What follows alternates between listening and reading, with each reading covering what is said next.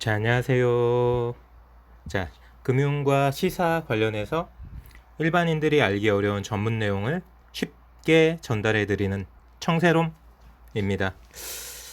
자, 어차피 이번 주 분위기가 안 좋았던 부분은 어쩔 수가 없고요.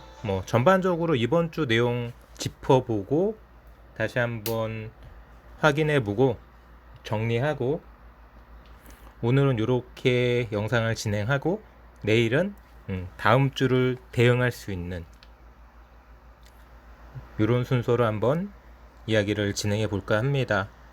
밤사이 미국 증시는 보시는 것처럼 다우존스 0.4, 나스닥은 0.7, 선물도 약했고요. 유럽 지수도 별다르게 신통치 않은 모습이었습니다. 좀 더 자세하게 미국 증시를 본다면은 필라델피아 반도체는 그나마 조금 반등해주는 모습이었지만 S&P도 0.5% 정도 떨어지면서 그렇게 심하게 꺾였다고 볼 수는 없지만, 확실하게 이제 미국 증시가 고점에서 조정을 받고 있는 모습은 사실인 걸로 확인되고요. 그 사이 어제 지나서 오늘까지 또 주요 뉴스 어떤 이야기가 나왔는지, 아마존이 실적에 대해서 쇼크가 나왔다고 합니다. 물가 우려를 덮쳐가지고 뉴욕 증시 다우가 0.4% 떨어졌고, 전반적으로 안 좋은 이야기, 머니투데이, 서울경제 똑같이 기사가 나왔고요. 유럽 증시도 차익 실현, 제가 어제 기관이나 외국인들이 실적이 좋다고 발표되는 삼성도 LG도 실적이 좋다고 발표되는 이 분위기에서 다 차익 실현하는 이야기 말씀드렸고요. 자, 우리 시장이 회복하지 못하고 있는 부분은 이제 오늘로서 이제 7월은 끝이고 좀 내일 하루 더 쉬고 8월 2일부터 다시 이제 새롭게 8월의 시장이 새롭게 펼쳐질 텐데, 정확하게 제가 말씀드리기는 어렵지만 내일 바로 수출 동향이 나올지 아니면은 월요일 날 나올지는 모르겠지만, 수출 동향은 한 20%에서 30% 이상 긍정적으로 나올 거라고 생각되지만, 문제는 지금 계속해서 소비 쪽, 국내 내수 또는 이제 경기 모멘텀, 전반적인 심리, 경기 기업 경기들도 살짝은 숨이 죽는 느낌이 없잖아 있기 때문에, 한국은행도 그렇고 IMF나 여러 가지 국제 여러 가지 예측 지수가 올해 우리나라가 4% 성장은 가능할 거라고 내다보고 있는데, 작년에 마이너스 1% 정도였잖아요. 마이너스 1%에서 올해 4%고 내년에는 한 3% 내외로 전망하고 있는데, 요 분위기가 8월, 9월 이렇게 계속된다면 아무래도 조금은 경고등이 켜질 것 같고요. 우선은 7월 초부터 이제 바짝 조이기 시작한 코로나 방역 관련해서도 어느덧 4주가 다 돼가고 있습니다. 금방 2주 만에 끝날 수 있을 것처럼 생각했지만 생각보다 협조를 많이 안 해주시는 것 같고, 계속해서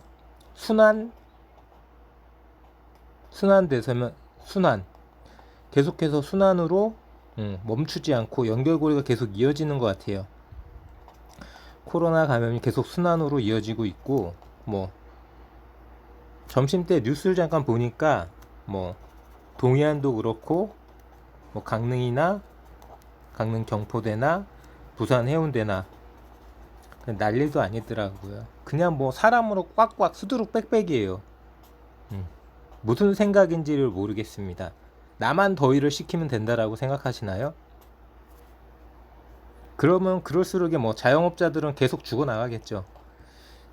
자영업자 소상공인들은 뭐 계속 죽어나갈 거고, 뭐 나만 시원하면 되고 나만 코로나 안 걸린다라는 생각인가요? 제가 봤을 때는 가장 위험한 게 뭐 목욕탕이나 찜질방, 샤워시설 이런 데가 가장 위험한데, 자, 물놀이 이거는 뭐 제가 생각했을 때는 100% 아닌가요? 100%? 100%가 아니라 1000% 아닌가요?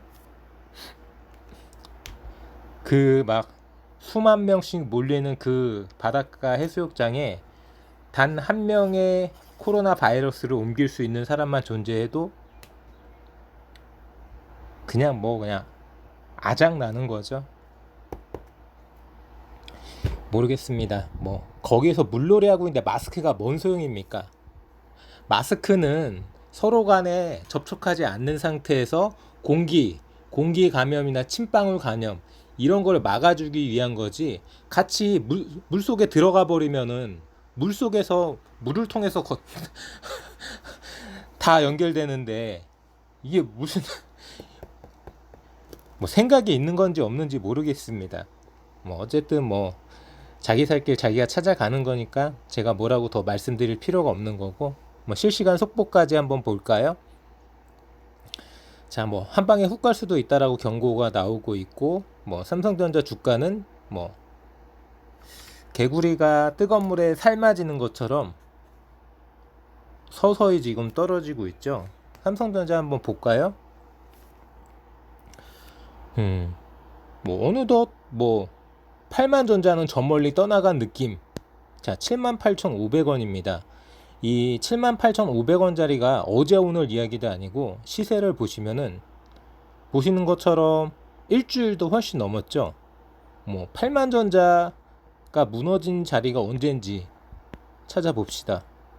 자, 7월 15일이니까 1, 2, 3, 4, 5, 1, 2, 3, 4, 5 2주가 넘었네요. 거의 뭐 한 달은 되지 않았지만 보름은 훨씬 넘었고요. 결국 뭐 월초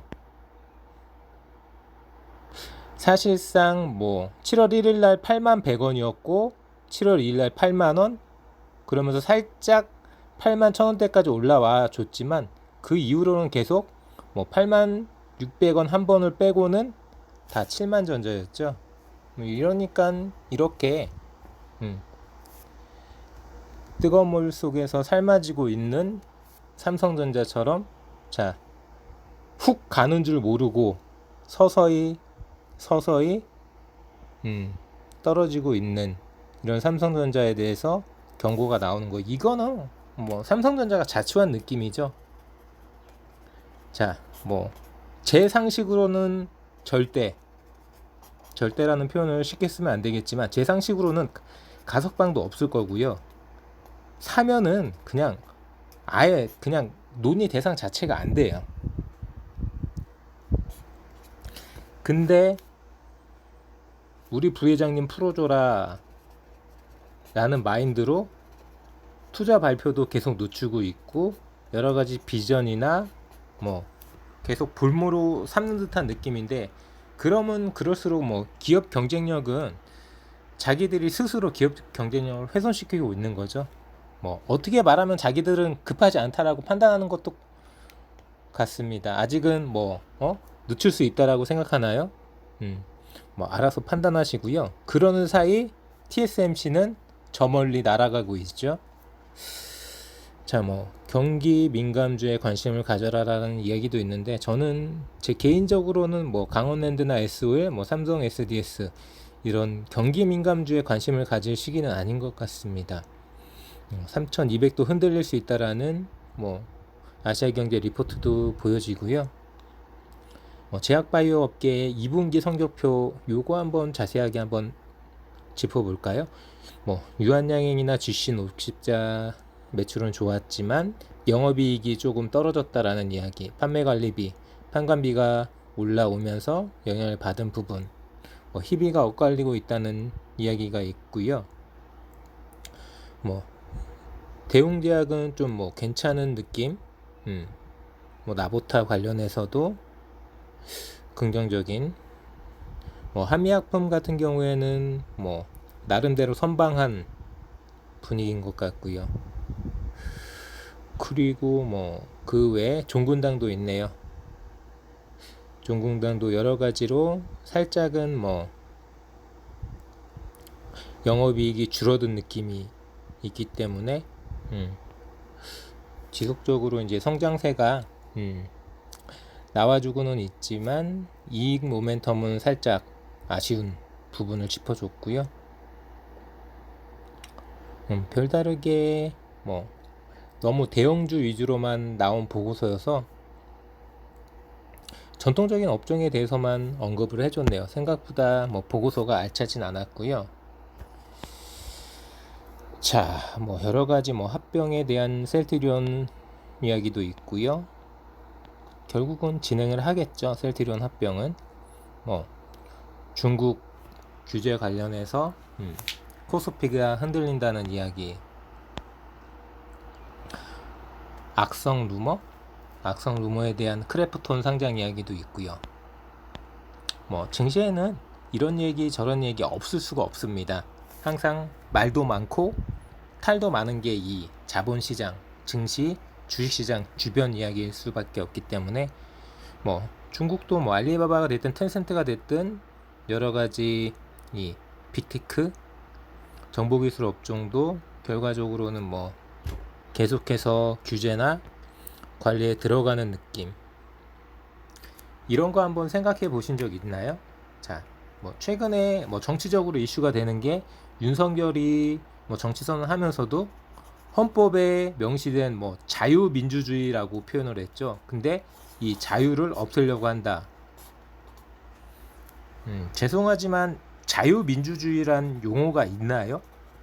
저는 뭐 제가 교육을 잘못 받았는지 학교에 있을 때도 뭐 제가 공부한 헌법이나 여러 가지 뭐 학창 시절의 내용으로도 자유민주주의라는 게 헌법 가치에 담겨져 있다라고 생각해 본 적은 없고요. 그냥 민주주의죠. 자, 세계의 어떤 나라가 우리는 자유민주주의라고 이야기하는 나라가 있나요? 물론 뭐 일부 북한이나 일부 뭐 사회주의 국가에서 자기들도 사회주의나 공산주의가 아니라 민주주의라는 말도 안 되는 자국민들을 호도하기 위해 이 민주주의라는 표현을 쓰지만 북한이 민주주의입니까? 중국이 민주주의예요? 아니죠. 자, 지금은 아니지만 과거 소련 민주주의인가요?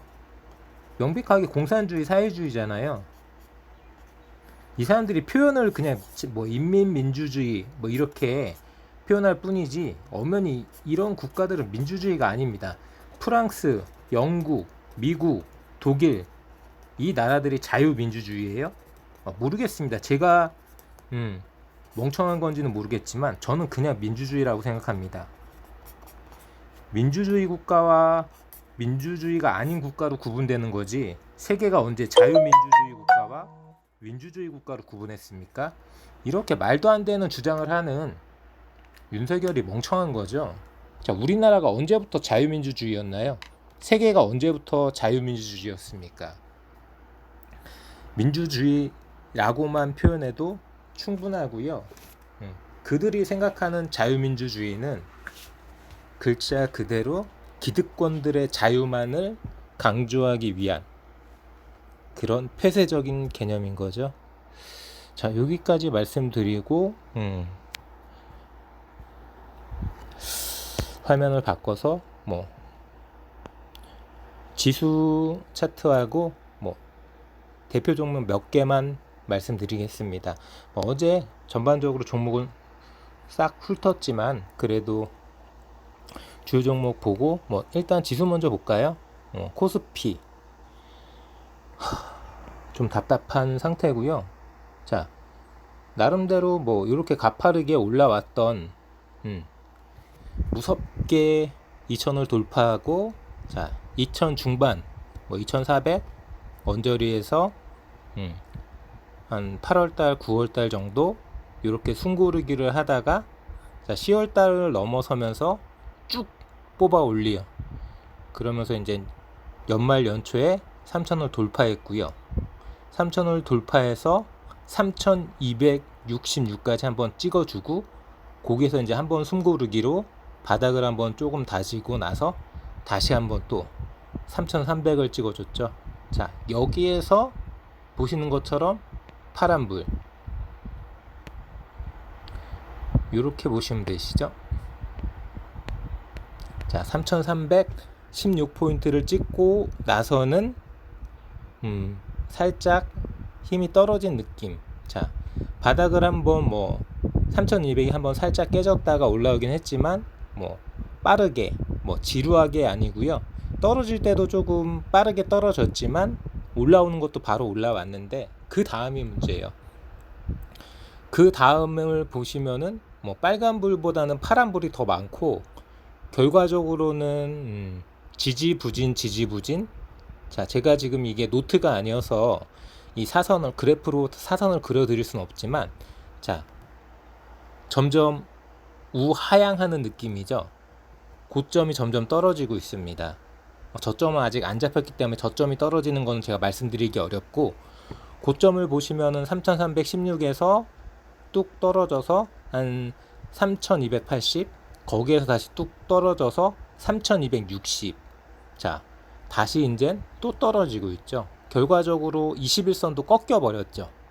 21선도 확실하게 분위기가 꺾였고요. 자, 그뿐만 아니라 지수 자체가 61선을 깨버렸어요. 그 61선을 어느 정도 지지하는 모습이었거든요. 어느 정도 지지하는 모습으로 지수가 진행을 하고 있었는데, 마지막 거래일에서 그냥 대놓고 장대 음봉으로 밀어버렸죠. 1.24% 40포인트를 그냥 대놓고 밀어버렸고요. 당연히 외국이나 기관이 수익 실현한 부분도 있고, 자금을 빼는 부분도 있고, 선물 쪽에서 여러 가지로 안 좋은 분위기, 투자 심리나 주식 쪽, 증권가 쪽의 심리가 악화된 부분도 있고요. 그래서 제가 보시다시피 월, 화, 수, 목, 금, 이번 주가 시작되면서 이게 좀 이거는 아니다 싶은 부분이 제가 느껴진 부분이어서 촉이 됐든 지표가 됐든 그런 게 중요한 게 아니라, 일단 시장에서 확인된 게 중요한 거죠. 월요일도 마찬가지고 화요일도 마찬가지입니다. 물론 수요일 날은 살짝 그래도 밑꼬리를 만들어주면서 살아나는 느낌이 없지 않아 있지만, 목요일 날 그게 아니었구나라는 거를 음봉으로 보여줬죠. 그리고 나서 금요일 날 충격적인 장대 음봉, 조금은 신중해져야 될 그럴 분위기가 아닌가 싶고요. 코스닥도 보여드리겠습니다. 코스닥도 보시는 것처럼 나름대로 한 3월달, 자, 3월달부터 반등하기 시작해서 연초에는 코스피만큼 못 갔고요. 3월달에 저점을 찍고 반등하기 시작하면서 4월 중순까지 1032포인트로, 자, 20년 만에 1000포인트, 20년 전 1000포인트를 다시 한번 찍어줬고, 거기에서 잠시 밀렸다가 5월 한 달 내내 안 좋은 모습을 보이다가 다시 이제 6월 들어서 이제 힘을 내주면서 다시 7월 달로 넘어오면서 계속 상승을 구가해서 1060포인트까지 찍어주고 지금 이 자리인데, 굳이 표현하자면은 제가 여러 번 말씀드렸지만 7, 8, 9는 코스피보다는 코스닥이 좀 괜찮을 거라고 생각했는데, 전반적으로 증시가 지금 다운되는 느낌이어서 어쨌든 코스닥은 그나마 조금은 버텨주는 느낌이 없지 않아 있지만, 그래도 코스닥도 분위기가 안 좋은 건 사실입니다. 계속해서 바닥을 찍고 있고, 그 바닥에서 이번 주 같은 경우에 보시는 것처럼 이렇다 할 반등 없이, 회복 없이 너무 쉽게 이 21선을 타고 계속 움직였던 이 자리를 너무 장대 음봉으로 한 방에 훅 내줘버린 느낌.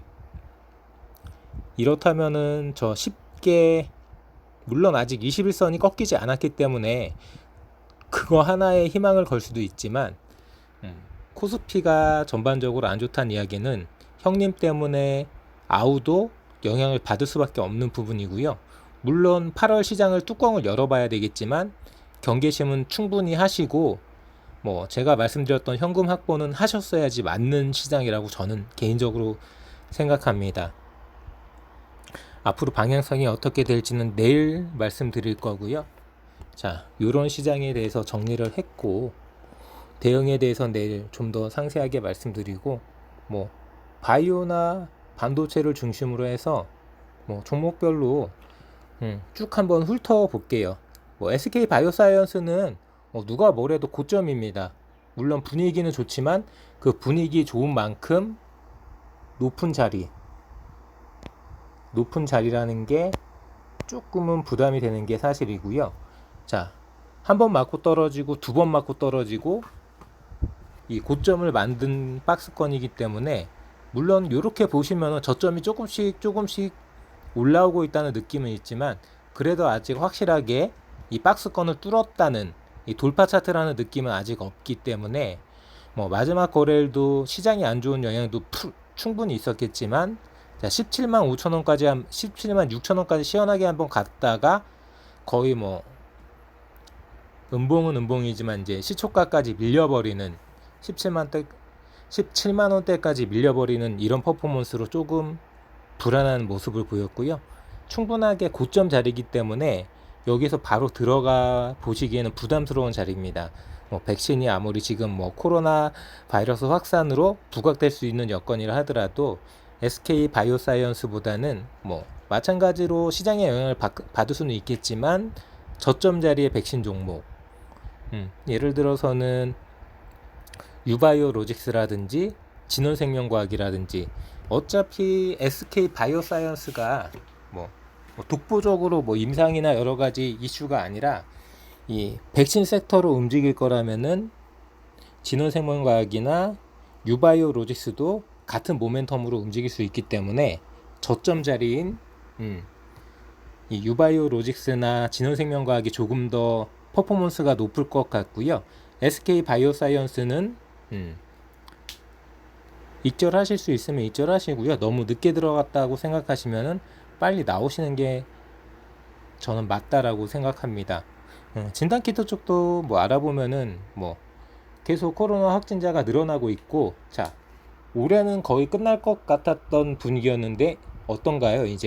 이제는 확실히 하반기라고 말씀드리고 이제 곧 8월인데, 자, 전 세계적으로 미국도 그렇고 영국도 그렇고 전반적으로 확진자 수가 오히려 줄어드는 게 아니라 늘어나는 느낌이죠. 뭐 백신을 50%를 맞췄던 60%를 맞췄던 다 대부분의 국가가 다 마찬가지입니다. 그나마 우리나라는 뭐 계속 뭐 연일 최고치를 찍는 것 같은 느낌이긴 하지만 그래도 1000명대 후반에서 관리는 되고 있습니다. 어쨌든 간에 뭐 10,000명, 20,000명, 뭐 4,000명, 5,000명 뭐 이런 소리는 안 나오잖아요. 뭐 제가 듣기에는 일본은 도쿄를 한정해서 10,000명 돌파했다라고 하잖아요. 이 10,000명이라는 숫자가 뭐 하도 뭐 인구 많은 뭐 인도나 인도네시아 뭐 이런 데서 뭐 10,000명, 20,000명, 미국 같은 경우에도 뭐 40,000명, 50,000명, 뭐 80,000명 이러니까 별거 아니라고 생각하실 텐데, 우리나라가 예를 들어서 10,000명 찍는다고 생각해 보십시오.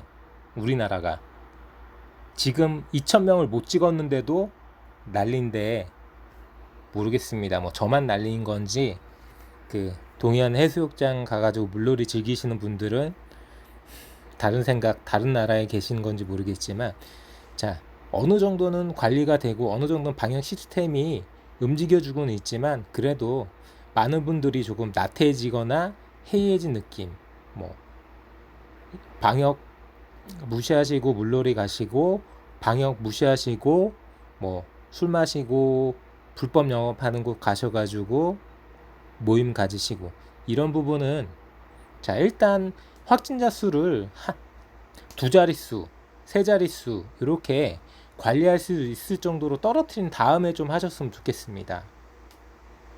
제발 좀 그랬으면 좋겠고요. 자, 뭐 SD 바이오 센서 얘기하다 갑자기 뭐 얘기가 샜는데요. 보시는 것처럼 차트 뭐 아직 뭐 누적된 차트가 아니어서 제가 여기가 바닥이다 바닥이 아니다 단정적으로 말씀드리기 어렵지만 저는 개인적으로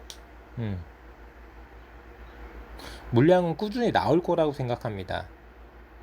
왜냐면은 충분하게 퍼포먼스를 보여준 것도 아니고 뭐 여러 가지로 뭐 모멘텀이 살아있는 종목이긴 하지만 그래도 어쨌든 뭐 보시다시피 뭐 매물은 꾸준하게 뭐 100만 주 정도, 이 종목이 100만 주 정도 터진다는 얘기는 아직까지도 매물이 계속 쏟아지고 있다라고 보실 수 있는 거고요. 뭐 살짝 뭐 6만 원대까지 짧게 퍼포먼스가 나와주기는 하지만 그런 부분은 뭐 조금은 단기적으로 뭐 기술적인 반등 수준에서 나오는 게 없지 않아 있다라고 판단이 되고요. 아직까지는 조금 신중하게 보시고 뭐 저는 시젠이 저점이라고 생각하지만 시젠도 SD 바이오 센서도 조금 두고 보셨으면 좋겠습니다. 뭐 2분기 실적 확인하시고 들어가 보시는 것도 나쁘지 않을 것 같고요. 뭐 그리고 뭐 이스웨티스도 마찬가지고 뭐 바이넥스도 마찬가지고 이슈나 모멘텀이 확 죽어 있는 상태여서 제가 아무리 뭐 긍정적이라고 말씀드려봤자 뭐 세력이 내팽개쳐 놓은 상태이기 때문에 뭐 언급하는 게 의미가 없고요. 자, 프레스티지 바이오 파마 같은 경우도 저점은 맞아요. 저점은 맞는데 뭐 27,000원일지 28,000원일지 뭐 26,000원일지 어디에서 고개를 들고 다시 한번 퍼포먼스를 보여줄지, 또 윗부분에서 뭐 3만원이 됐든 뭐 32,000원이 됐든 어디에서 다시 또 처맞고 떨어질지 분명하게 이 종목이 한 방에 쑥 갈 것 같진 않아요. 뭐 모멘텀이 뭐 확실하게 살아 있다라고 말씀드리기가 어렵고 뭐 계속해서 뭐 이런저런 뉴스가 나오는 건 사실이지만 돈 되는 뉴스는 아니고 이미 다 나왔고 비전을 이야기했던 이야기에 대해서 재탕 삼탕 반복하는 이야기고요. 결과적으로 돈이 되는 뉴스가 안 나온다는 거죠. 이미 주가는 빵 뛰었다가 떨어졌는데 이 빵 뛰었다가 떨어진 주가를 다시 한번 부양시키려면은 확실하게 돈 되는 뉴스가 있어야지 이 저점에서 고개를 들고 퍼포먼스를 줄 때 처맞는 자리, 그 처맞는 자리를 강하게 돌파하면서 이전에 뭐 4만 원대 이상, 뭐 5만 원대 뭐 이런 자리를 한번 노려볼 수 있지 않나라고 개인적으로 생각해 볼 수 있고요. 알테오젠도 살짝 언급해 드리면은 결과적으로는 뭐 거래량도 많이 죽어 있는 상태고 여러 가지로 이번에 뭐 한 7월 초까지 뭐 한 6만 원 중반대 정도 가격에서 한 50% 정도 퍼포먼스를 보여주긴 했는데 그 자리가 고점이었던 거죠. 저는 솔직히 거기서 계속 새로운 모습을 보여주길 기대했었는데 그렇게까지는 진행이 안 됐고 결과적으로 일봉 차트도 꺾였고 21선도 꺾였습니다. 그렇다면 다시 바닥을 만들어야 되는데 아직 바닥은 잡지 않은 차트, 그렇기 때문에 들어가서는 안 되는 차트인 거죠. 좀 더 기다려 보셔야 될 것 같고요. 알테오젠은 단기는 아니에요. 제가 뭐 지금까지 말씀드렸던 종목 대다수 다 단기 종목이지만 알테오젠은 단기로 접근할 수 있는 종목은 아니라는 점 생각해 보시고요. 셀트리온도 뭐 충격적으로 다시 3% 떨어졌기 때문에 제가 저거를 뭐라고 말씀드리긴 어렵지만 뭐 결과적으로 우상향할 수 있는 모멘텀이 살아있는 뭐 대한민국 대표 제약바이오죠. 그리고 뭐 동국제약도 저는 긍정적으로 보는데 뭐 퍼포먼스나 수급이 약한 게 아쉽고요. 현대바이오 같은 경우에는 뭐 신풍제약과 마찬가지로 경구용 먹을 수 있는 먹는 코로나 치료제 관련된 기업인데 7%가 떨어졌다라 얘기는 뭐 모멘텀이 안 좋은 거죠. 어쩔 수 없습니다. 자리가 높기 때문에 이 자리가 지금 떨어진 자리가 그렇다고 저점도 아니에요. 현대바이오가 보시다시피 자 이게 저점이라고 말씀드릴 수가 없는 게 뭐 쭉쭉쭉쭉 올라와서 뭐 만원대부터 생각하시면은 뭐 2만원대 가고 뭐 3만원대 정도에서 한번 숨 고르기를 했다가 바로 그 자리에서 다시 또 2배를 줬던 종목이기 때문에 여기가 저점이라고 말씀드리기도 애매합니다. 뭐 이런 부분 같은 경우에는 뭐 세력이 됐든 뭐 여러 가지 매물대가 쏟아지는 거라고 볼 수 있기 때문에 어쨌든 간에 뭐 소나기는 피하셔야 되는데 뭐 이미 늦으신 분들은 뭐라고 말씀드릴 수가 없는 거고요. 조금 기다려 보시면서 바닥을 다지고 횡보하는 모습을 확인한 다음에 거래해 볼 수 있는 거죠. 현대바이오는 단기 종목입니다. 그래도 바닥을 확인하시고 거래하시는 게 맞는 것 같고요. 그 외에 뭐 바이넥스는 뭐라고 언급드릴 모멘텀이 없다라고 할 수밖에 없고요. 이번 주 내내 그런 모습이었죠. 뭐 오랜만에 차트 한번 볼까요? 현재가 18,850원. 차트는 자, 뭐 3월 달에 저 밑골이 달린 그거를 제외하면은 지금이 가장 저점인 거죠. 사실상 저 2만원대 라인이 깨지면 안 되는 2만원대 중반도 그렇고 2만원대 초반도 마찬가지예요. 깨질 수 없는 자리인데 너무 힘없이 깨져버렸죠. 그리고 너무 이야기가 없어요. 기대했던 내용도 아무 내용도 안 나오고 회사의 대응이나 뭐 아무 소식도 없고 이 주식을 들고 있는 분들만 배신당하는 거죠. 어쩔 수 없습니다. 현금 확보를 하셨어야 되는데 현금 확보가 안 되신 분들은 뭐라고 말씀드릴 수가 없는 거죠. 뭐 엑세스바이오나 뭐 수젠텍 등 뭐 진단키트 종목은 뭐 시젠이나 SD 바이오센서가 안 좋은데 얘네들이 독보적으로 갈 수 있는 그런 부분은 아니고요. 그냥 반짝반짝 순간순간 잠깐 퍼포먼스를 보여줄 수는 있겠지만 뭐 꾸준한 대세 상승은 어려울 거로 보여지고요. 그 외에 뭐 바이오 쪽으로 제가 뭐 더 언급해 드릴 만한 종목은 없는 것 같습니다. 반도체 쪽도 보시면은 소재나 그나마 그래도 견조한 게 떨어지면서도 조금 이렇게 낙폭을 줄여주면서 안정적으로 관리되는 모습을 보여줄 수 있는 게 소재나 장비 쪽 반도체 수혜주는 그나마 조금 안정적인 것 같고요. 그게 아니라 뭐 전공정이나 후공정, 뭐 파운드리나 그런 쪽으로는 조금 낙폭이 깊어질 수도 있다라는 느낌 없지 않아 있고요. 뭐 이미 제가 뭐 IA에 대해서는 손절 의견 드렸고 관심 종목 지었기 때문에 뭐라고 말씀드리기 어렵고요. AD칩스는 뭐 아직까지는 1,000원대는 지켜주고 있는 상황이기 때문에 뭐 다시 한번 숨을 고르고 뭐 1,000원대 중반대 이상 날려줄 수 있을지 지켜보시고요. 물론 고점에서 뭐 아직도 손 안 털고 계신 분들은 제 이야기 들으실 필요 없는 거죠. 제가 잠시만 더 기다려보자 라고 말씀드리는 거는 퍼포먼스를 즐기려고 현금을 확보하고 기다리시는 분들의 하나인 거고요. 뭐 1,500원이 됐든 뭐 그 이하가 됐든 그 이상이 됐든 뭐 손절 안 치시고 기다리시는 분들은 각자 나름대로의 보시는 시각이 다르실 테니까 제가 뭐라고 말씀드리기가 어렵습니다. 차량 반도체 쪽도 분위기가 조금 다운되어 있는 느낌은 사실이죠.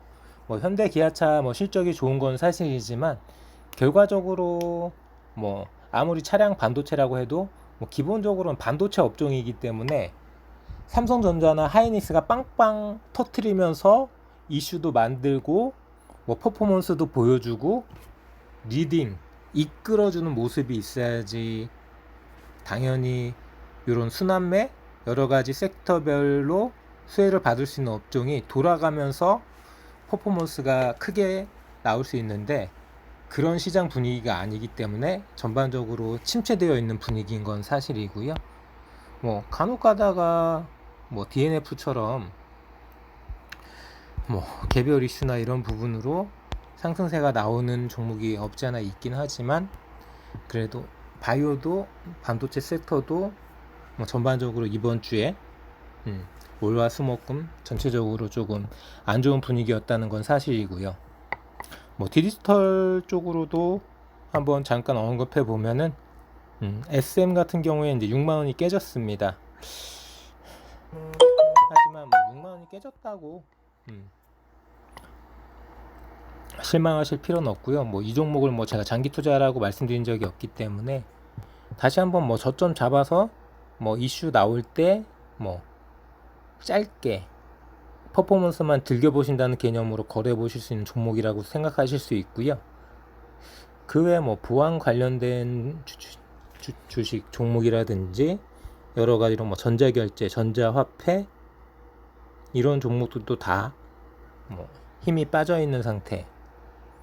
뭐 4%, 2% 우습게 떨어져 있는 상태이기 때문에 뭐 제가 긍정적으로 이쪽 섹터를 말씀드리기는 어렵습니다. 오랜만에 프리엠스도 그렇고 뭐 덕성도 그렇고 조금 시장이 안 좋으면 원래 이렇게 테마주들이 조금 움직이는 면이 없지 않아 있고요. 뭐 윤석열 테마도 마찬가지로 이제 끝물로, 마지막 끝물로 윤석열 입당 대료로 마지막 불꽃을 태우고 있는 느낌이고요. 뭐 이재명 테마주 같은 경우에는 아직 뭐 추격을 많이 받긴 했지만 그래도 아직까지 민주당에서는 대선 후보 경선 1위인 게 사실이기 때문에 뭐 모멘텀은 계속해서 발생될 수는 있는 거죠. 자, 뭐 전반적으로 뭐 이 정도 말씀드렸는데요. 제가 안 짚어드린 종목인지 한번 훑어보고 주식 종목에 대해서는 마무리 질까 하고요.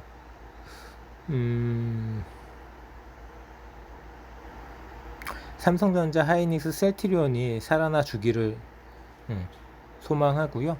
삼부토건 이렇게 뭐 3,000원대 중반 깨고 3,000원대 초반까지 가준다면은 그 자리에서 고개를 들 때 지난번 자리처럼 충분하게 퍼포먼스를 보여줄 수 있는 모습이기 때문에 그 자리를 한번 노려보자라는 말씀을 드려볼 수 있겠고요.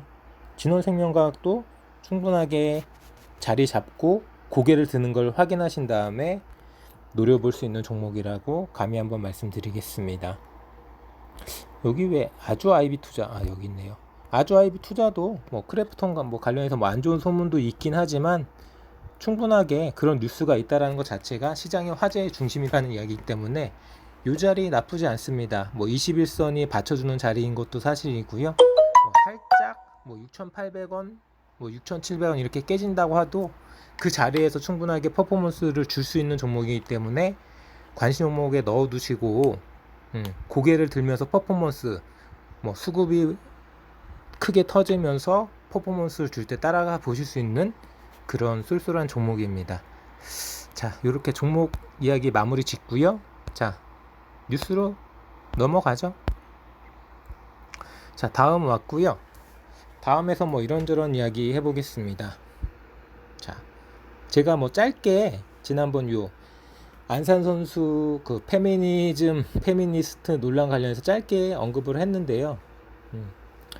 정치인들이 이런 얘기 한다는 것 자체가 어떻게 보면 슬픈 현실인 거죠. 뭐 국힘 대변인하고 진중권이 설왕설래하고 있는데 저는 뭐 굳이 여기에 참전하지 않겠습니다. 저는 뭐 안산 선수 뭐 문제 없다라고 생각하고요. 뭐 밝혀진 게 없는데 추정으로 뭐 단어 몇 개나 쇼커트 이런 걸로 선수를 매도해서는 안 된다고 생각하고요. 어쨌든 지금 밝혀져 있는 사실은, 자, 대한민국을 자랑스럽게 올림픽에서 국위선양을 한 선수고요. 하계올림픽 최초로 3관왕을 달성한 우리의 자랑스러운 딸입니다. 근데 뭐 근거도 희박하고 확실하지도 않은 부분으로 욕하고 매도해서는 안 된다라고 생각하고요.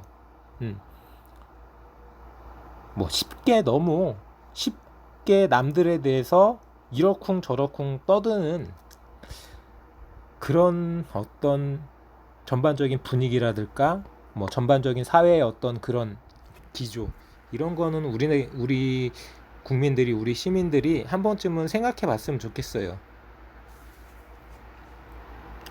자, 다행스럽게도 우리 이 청해부대 용사들이 완치가 돼서 가족품으로 돌아갔다는 이야기 있고요. 대통령께서 이제 편지도 보내시고 건강관리, 면역력 관리 잘하라고 홍삼도 보냈다는 훈훈한 소식이고요. 처음 이 소식이 나왔을 때 막 뭐 피를 토하는데도 뭐 지휘관이 뭐 무시를 하고 그게 계속 이어져가지고 부대 전체로 감염이 번져가지고 정말 큰일 날 것처럼 심각할 것처럼 보도가 됐는데, 그래도 뭐 뒤늦게나마 조치가 잘 진행돼서 우리 나라를 지키기 위해서 젊은 청춘을 바치고 있는 우리 용사들이 가족들 품으로 잘 돌아간 부분에 대해서 감사한 마음입니다. 그리고 또 뭐 아파트에서 남녀가 추락했다, 이거는 뭐 동반, 그 용어는 제가 언급하지 않을게요. 왜냐면 뭐 유튜브에서 그 용어가 좀 이렇게 문제되는 용어인 것도 사실이고, 그 단어 자체를 제가 사용하고 싶지가 않아서요. 뭐 이렇게 우리 젊은 친구들, 어린 학생들이 희망을 갖고 열심히 학업에도 매진하고 각자의 꿈을 향해 열심히 달려가 주기를 소망하는데, 저를 비롯해서 어른들이나 기성세대들이 그렇지 못한 환경을 만들어주는 게 아닌가 하는 그런 반성을 잠깐 해보겠습니다.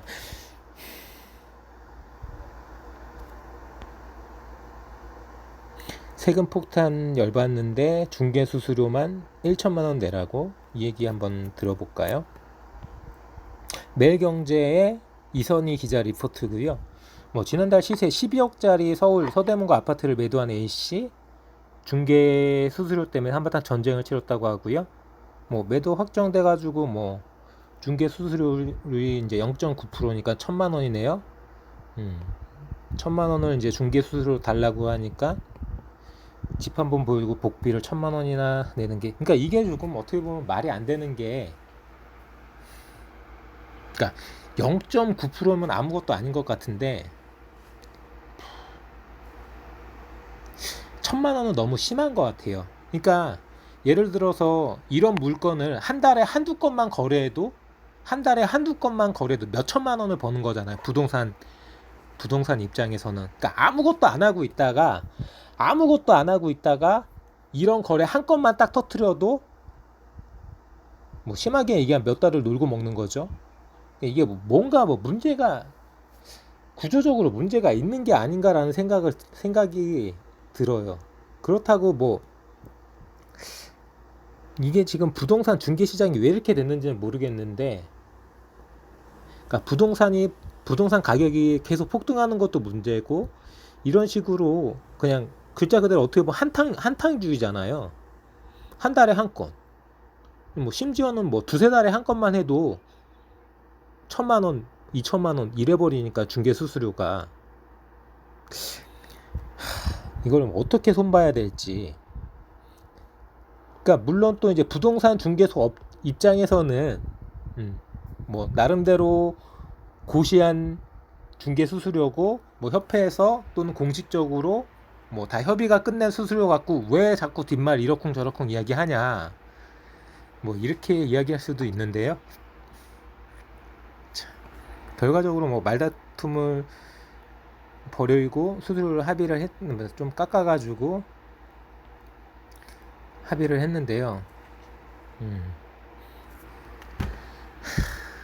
전국에서 중개료 갈등이 폭발하고 있고, 집값이 오르면서 중개 수수료 이 비용도 크게 들어가지고 갈등은 커지고 있고, 뭐 전반적으로 그렇죠. 어지간한 서울 아파트 이제 평균 가격이 거의 10억 가까이 되는 이런 상황에서 뭐 말이 0.9%면 뭐 거의 1%인데 그럼 뭐 100번 거래하면 100번 거래하면은 이렇게 저렇게 100번 거래하면 뭐 이쪽으로도 받고 저쪽으로 받는 거니까 사는 쪽, 파는 쪽으로 받는 거니까 50번만 거래하면은 그 부동산 가격이 나오는 건가요? 야, 이거는 좀 뭔가 좀 이상한 것 같아요. 어쨌든 간에 뭐 부동산 쪽에서도 그렇고 뭐 집주인들이나 이 부동산을 거래하는 부분도 그렇고. 자, 주택 중개 보수 수수료를 및 한도. 자, 뭐 5천만 원 미만이나 2억 원 미만은 자, 25만 원이라는 한도 금액이 있고 80만 원이라는 이 한도가 있는데 여기부터가 조금 이상하네요. 자, 9억 미만까지는 0.5%예요. 9억까지 0.5%. 그러면 벌써 거의 절반 수준인 거잖아요. 근데 갑자기 9억 이상에서는 거의 2배로 뛰는 거고 뭐 2억 이상부터는 한도액도 없는 거죠.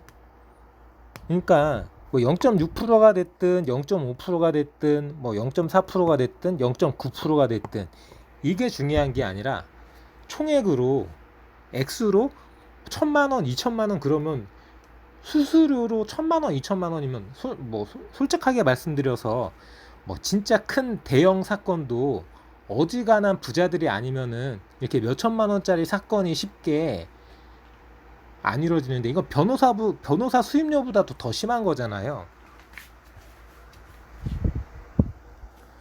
뭐 제가 뭐 정확하게 변호사 수임료가 얼마 수준인지는 모르겠지만 1,000만 원 어지간한 사건은 다 1,000만 원 미만인 걸로 알고 있습니다. 물론 돈 많은 사람들이야 1,000만 원이 아니라 5천만 원 1억을 들여서라도 뭐 민사소송 금액이 큰 민사소송이나 뭐 큰 형사소송 같은 경우에 진행하겠지만 금액이 너무 세요. 그냥 서민들이 일상적으로 뭐 주택을 매매하거나 임대하기 위해서 여긴 뭐 25만 원, 80만 원 이런 경우도 소액인 경우에 뭐 월세나 뭐 전세나 이런 식으로 소액으로 거래할 땐 부담이 되거든요. 솔직히 100만 원, 200만 원만 해도 부담이 되는 게 사실이에요. 물론 뭐 9억 원 이상 뭐 10억 가까이 그렇게 더 이상 거래하시는 부자들이 이 1,000만 원이 뭐가 문제냐 이렇게 생각하실 수도 있지만 앞서서 짚어드리는 것처럼 자, 서울 한 평균 가격 정도가 이제는 10억 원에 근접하거나 그 이상을 넘겼다고 하잖아요. 그러니까 결코 뭐 일부 부자들만 이렇게 1,000만 원, 2천만 원 하는 중개 수수료를 내는 게 아니라 뭐 시중에서 뭐 심심치 않게 이런 1,000만 원대 수수료가 나온다는 거죠. 그러니까 결과적으로 이걸 보니까 한도 금액이 없는 것도 문제고 갑자기 9억 원 미만까지는 0.5%인데 9억 원 이상에선 0.9%로 뛰어버리는 것도 문제네요. 그나마 이 정도 수준이면 뭐 한 500만 원? 500만 원, 400만 원이면 그나마 그래도 많이 부담이 없을 텐데 1,000만 원 그럼 벌써 받아들이는 것 자체가 아니 뭐 무슨 수수료가 1,000만 원이야? 이거는 조금 그런 것 같아요. 뭐 이런저런 세금 내고 등록세, 취득세 내고 뭐 양도세 내고 뭐 이런저런 이사 비용 내고 거기에 부동산 복비로 1,000만 원? 뭔가 뒤통수 맞는 느낌인 거죠. 뭔가 조금 제도 개선이 있어야 되지 않을까? 제가 이렇게 당연히 이제 부동산을 하시는 분들한테는 속상한 이야기가 되겠지만 박리담에 거래를 많이 해서 거래를 많이 해서 수익을 올리는 그런 구조로 돼야지 한탕 해가지고 1,000만 원 이거는 조금 뭔가 문제가 있는 것 같습니다. 그러니까 정액으로 하는 것도 한도를 정해주는 게 맞는 것 같아요. 뭐 400만 원이 됐든 뭐 500만 원이 됐든 300만 원이 됐든 한도를 정하는 게 맞는 것 같습니다.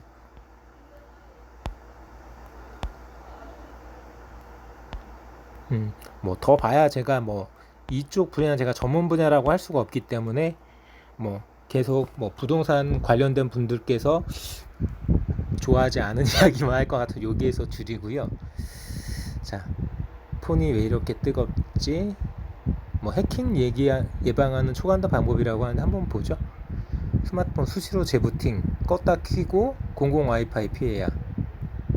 그렇죠. 아무래도 공공 와이파이는 보안에도 취약하고 재부팅하면 재부팅 할수록 계속 그런 어떤 해킹할 수 있는 게 차단되는 부분이니까. 그러니까 쉽게 뭐 스마트폰을 해킹한다는 게 쉬운 건 아닌데 뭐 얼마든지 기술적으로 불가능한 게 아니기 때문에 일단은 뭐 현대인들한테 스마트폰이 해킹된다는 건 나에 대해서 모든 게 다 넘어간다는 그런 부분이기 때문에 정말 진짜 스마트폰 뭐 이거 스미싱이나 이런 부분을 해갖고 해킹 당하셨던 분들은 뭐 느끼실 텐데, 많은 분들이 그걸 경험하지 않았고 뭐 확실하게 말씀드리긴 어렵지만 정말 진짜 눈앞이 캄캄해지실 거예요. 제가 뭐 은행 다닐 때도 고객분들 오셔가지고 폰 해킹 당한 것 같다고 하시면서 어떻게 해야 되냐고 하는데, 이게 폰이 해킹돼가지고 이제 은행 어플 때문에 이제 은행으로 오시는데, 폰이 해킹되면은 이 폰을 바로 꺼야 되고요. 그리고 뭐 바로 뭐 공인인증서나 뭐 이런 부분 차단할 수 있는 부분 다 차단하시고, 그 FSS라고 그 폰이 아니라 다른 폰, 해킹되지 않은 폰으로 그 스마트폰에서도 검색 FSS 맞을 거예요. FSS 치면은 그 정보 보호 할 수 있는, 그 개인정보 보호 뭐 해킹 차단하고 이런 거 할 수 있는 사이트에 접속해 가지고 할 수 있고, 뭐 이 휴대폰 대리점 같은 데 가고 공장 초기화라든지 휴대폰을 해킹을 되돌릴 수 있는 그런 조치를 빠르게 하신 다음에 은행에도 방문하셔서 뭐 비밀번호가 됐든 여러 가지 뭐 보안 카드나 뭐 카드, 신용카드, 통장 이런 부분으로 빠르게 조치를 하셔야 되세요. 뭐 일괄적으로 이거다라고 말씀드리기는 제가 좀 어렵고요. 상황별로 피해 유형별로 다 다르기 때문에 이렇게 조금 황당하시겠지만, 이렇게 스마트폰이 해킹되는 사고가 생긴다면은 일단 그 스마트폰으로 뭐 공인인증서를 이용한다든지 은행 어플에 접속한다든지 이런 건 절대 하시면 안 돼요. 일단 뭔가 스마트폰이 뭔가 이상하다 그럼 재부팅 하시는 게 제일 좋고요. 재부팅 해서도 뭔가 원격 조종 당하는 것 같다 하시면은 그 폰을 이용하지 않고 바로 스마트폰 제조사 도움 받고, 자, 조치할 수 있는 은행 어플이나 이런 부분 다 맞고 은행 고객센터 바로 전화하셔가지고 조치를 빠르게 진행하시는 게 좋을 겁니다. 그리고 뭐 제가 추가적으로 이 스마트폰 해킹에 대해서 팁을 드리자면은, 제 청새롬 사이트 구독하시는 분들이 있다면은 여기 보시면은 재생 목록 가시면은 요 뱅킹 금융 관련 유용한 팁 있잖아요. 여기 들어가시면은 신종 보이스피싱 정보 유출 피해 이렇게 당했을 때 신속 대응법, 전기통신 금융사기 뭐 이런 쪽으로 보실만한, 한번 쭉 읽어보실만한, 청취해보실만한 영상, 요거 한번 참고하셔서 요 영상 한번 보시고요. 뭐 송금사기 피해 이런 쪽으로도 한번 생각해 보실 수 있습니다. 이런 쪽으로 신종 보이스피싱, 스미싱 이런 쪽으로 당하신 분들이 있다면은 요 영상 참고해 보시고요. 그거 말고도 요 재생 목록 뱅킹 및 금융 관련 유용한 팁 영상 모음 들어가시면은 뭐 다양하게 금융기관 이용하시면서 쏠쏠하게 참고해 보실 수 있는 팁들이 있으니까 이용해 보시고요. 자, 다시 뉴스로 들어가서, 자, 뭐 드루킹 얘기도 있고요. 드루킹 이야기는 별다로 언급하지 않겠습니다, 제가. 자, 뭐 벽화에 대해서도 뭐 이야기가 나오고 있고요. 자, 오후 6시까지 1000명 넘게 또 확진됐고요. 녹아내리는 지구. 더워도 너무 덥죠, 요즘에. 저도 지금 뭐 거의 뭐 옷을 벗고 있는 것도 아니고 입고 있는 것도 아니고 그냥 옷을 걸치고 있는 수준인데요. 요 얘기 한번 들어볼까요? 친문, 제가 또 클릭을 잘못했어요. 다시 돌아가서요.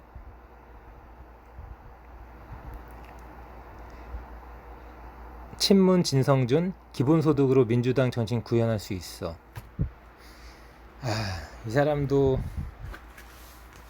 이재명 캠프로 붙었나요? 뭐 복지국가 구현위의 조사 부담을 높여야 조세저항 극복 위해서 모든 국민이 혜택 체감해야.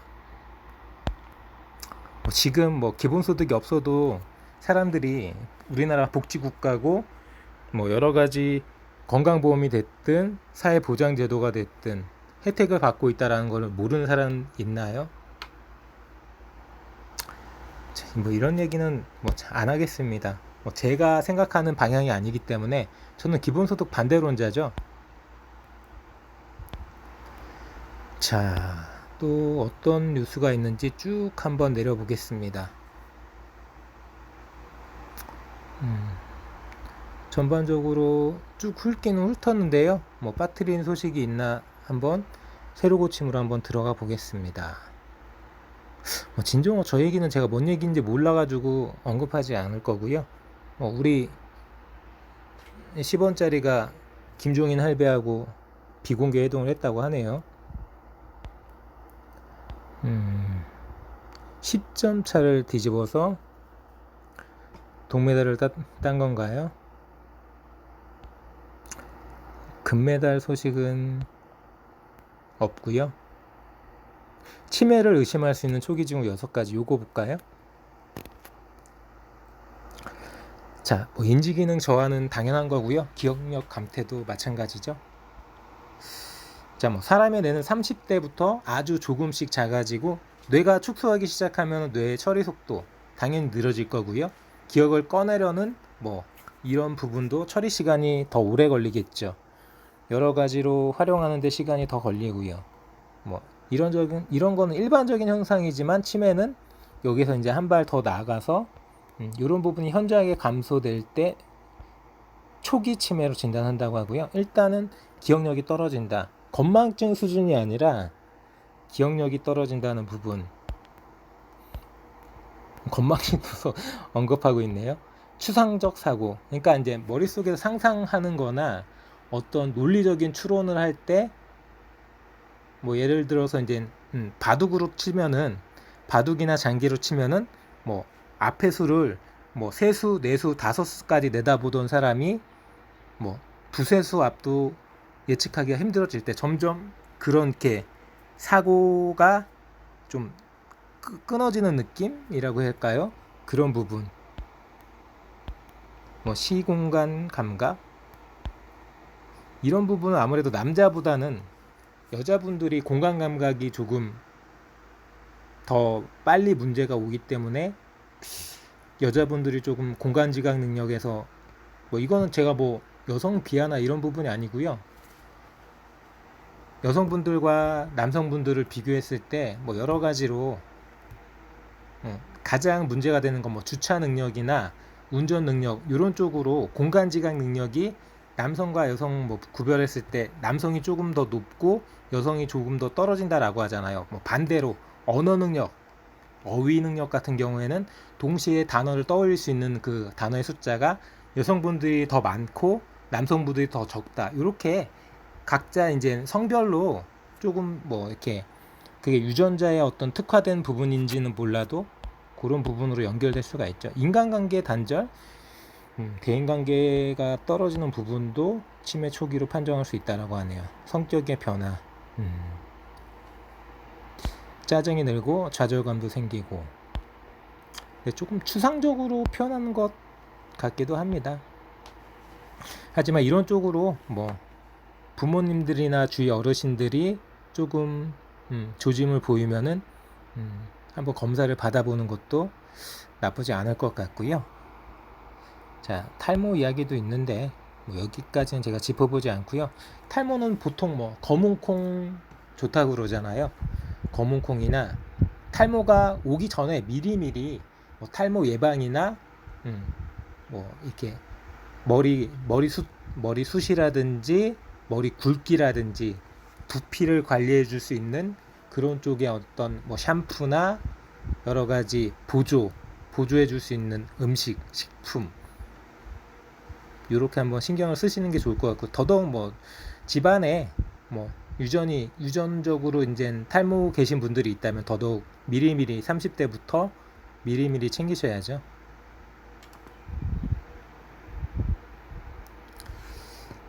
이분은 또 이거 뭐 말도 안 되는 우리 중관이 형 왜 이러죠?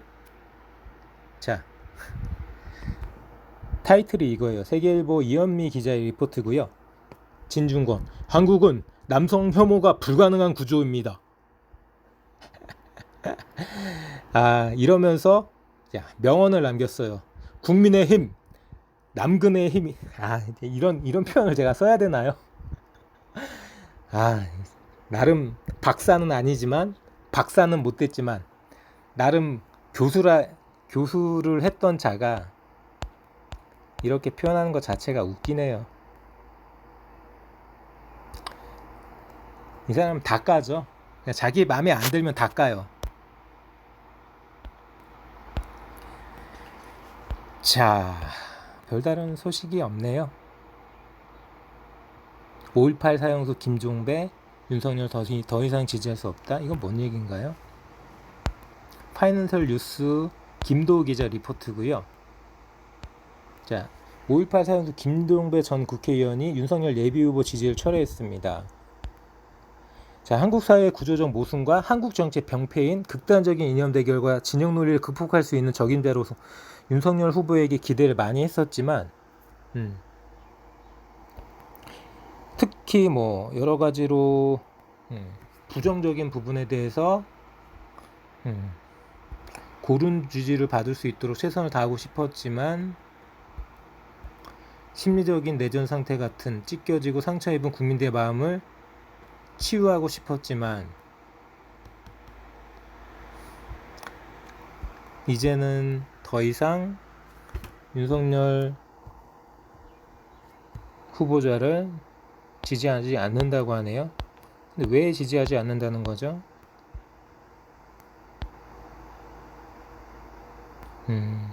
그거네요. 제3지대에서 뭔가를 해주길 바랬는데 국민의힘에 입당했다. 어쩔 수 없습니다. 물론 저도 더불어민주당이 100% 마음에 들어서 더불어민주당의 권리당원이 된 건 아니에요.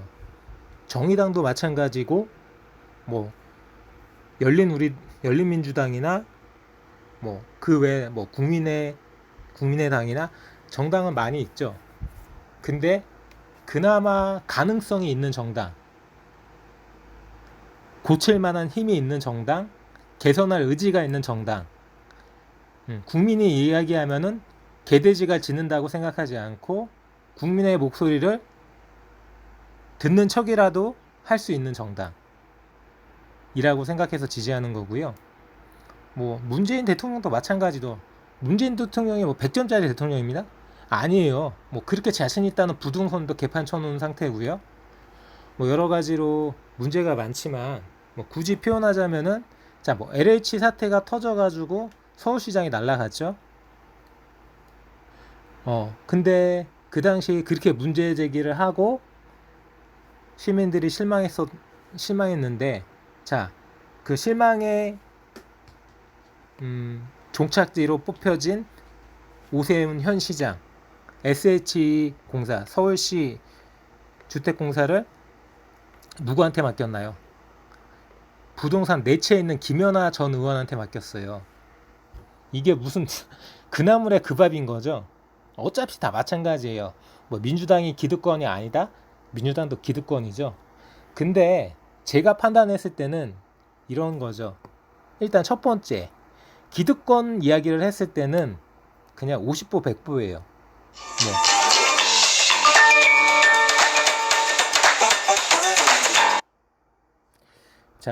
뭐 이야기를 나누다가 누나한테 전화가 와서 일단 급 마무리하고, 뭐 다음 기회에 더 이야기할 수 있었으면은 다음 기회에 더 이야기하도록 하겠습니다. 저는 여기까지 금융정보 관련해서 일반인들이 알기 어려운 전문 내용을 쉽게 전달해 드리는 청새롬이었고요. 뭐 금융이나 주식, 시사 관련된 정보는 모두 다 내게 맡겨라.